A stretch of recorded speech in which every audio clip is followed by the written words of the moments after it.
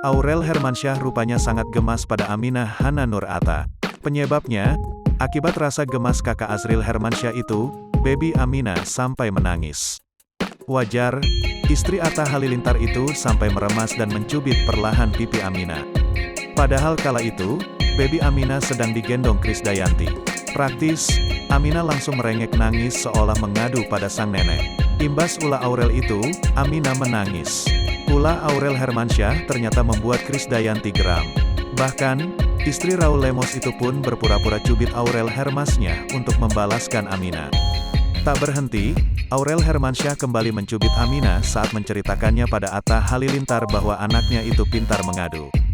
Krisdayanti juga ikut pura-pura cubit Aurel Hermansyah untuk menggoda Aminah. Aminah pun merengek nangis. Aurel Hermansyah kemudian meminta maaf pada anaknya, karena telah usil.